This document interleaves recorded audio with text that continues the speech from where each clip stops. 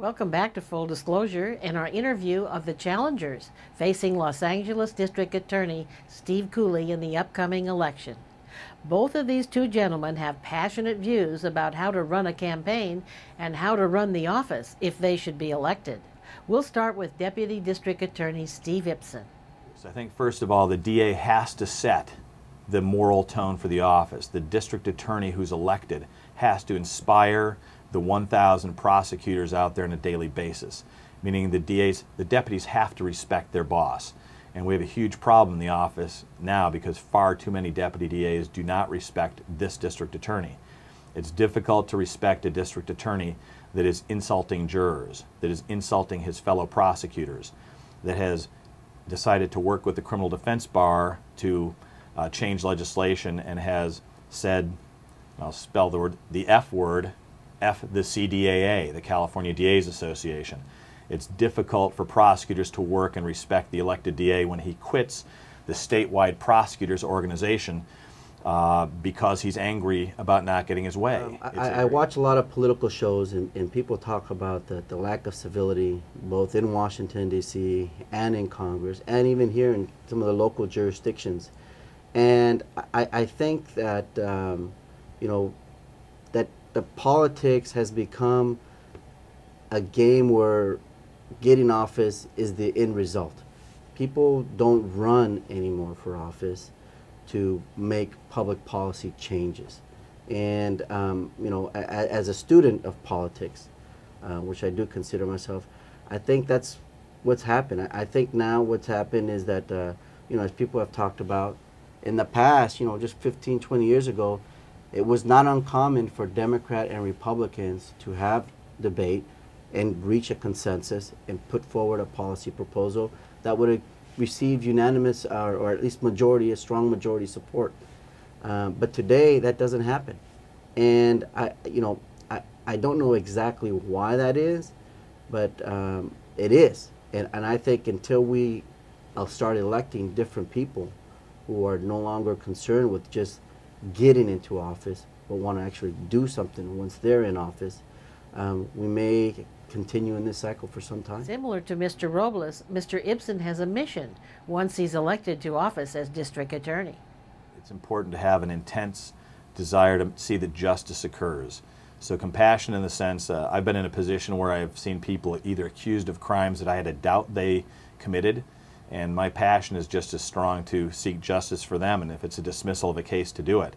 And I've done that. I've found cases and I've seen evidence where a man was innocent, and I've tracked down that evidence and approached other DAs and just showed them the evidence and got the case dismissed.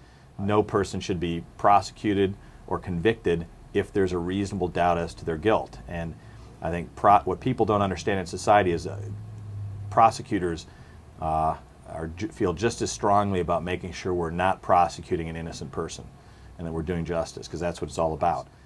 Victims don't like it if the wrong person's prosecuted for committing a murder, because then you have an innocent man who's being punished and a guilty man who's going free, and nobody wants that. So the TV idea that prosecutors are just sort of pit bulls that prosecute any human being in front of them and want them to be punished as long as possible is not true, because we have great power and great responsibility to do the job right. And I think that's an awareness that every prosecutor needs to have. And as district attorney, that will be the speech or the lecture. As district attorney, that will be the message I give every prosecutor on day one, that it's not about winning, it's about doing justice. And inside we all know when we're doing what's right, and follow that sense of right and wrong, and that's what I'll instill in prosecutors. Both Mr. Ipsen and Mr. Robles think that District Attorney Cooley has reneged on his prior campaign promises. You know, I went back and looked at when Steve Cooley was campaigning for district attorney in 2000 against Gil Garcetti. And I looked at the promises he made and his platform. And he promised to tackle political corruption. He promised to even-handedly administer justice. And he promised not to be controlled by any of the special interests. But what Steve Cooley has done over the last 8 years, if you will, he's morphed into a district attorney that in some respects is worse than the person he was criticizing at the time when he was running. For example, you know, in 2000, when he was running against Gil Garcetti, there were 15 debates, over 15 debates scheduled. Today, Steve Cooley refuses to have any debates with any of his challengers. He won't come on this show, I can tell you right now. I predict Steve Cooley, who said that the DA's office, when he first ran, he promised me and every DA in our office, we'd have a transparent office, he'd be accessible. He hasn't met with the DA Association for 4 years. And he won't come and speak with the media and tell you why he's not using his investigators to make sure that illegal alien gang members aren't deported. He won't tell you why. He won't tell you why he'd rather have them drive him around on weekends to weddings and to his events at night and to parties while he's drinking alcohol, which is what he does. He's drinking and buying cocktails and having defense lawyers buy him drinks at night with DA investigators taking him from party to party on the public tax dollar, when we need these DA investigators investigating crimes and making sure we deport criminal gang members. And ask him those questions. He won't tell you because he doesn't want a transparent office. He wants to run the office the way he wants it to be run, so he can just enjoy being the highest paid DA in the state with personal bodyguards and personal chauffeurs 24 hours a day, 7 days a week. And it's wrong, and it's wasteful, and this is not the kind of person in America that should be a public official. In fact, Mr. Cooley's office declined our request for an interview. In the name of full disclosure, we even sent Mr. Cooley a list of questions to allow him to send us a videotaped response. To date, we received nothing. We want to thank both Steve Ipsen and Albert Robles for appearing on Full Disclosure today.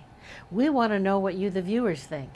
Do you think that the district attorney has a responsibility when running for re-election to come on programs like Full Disclosure and be held accountable to the public for his actions or lack of action?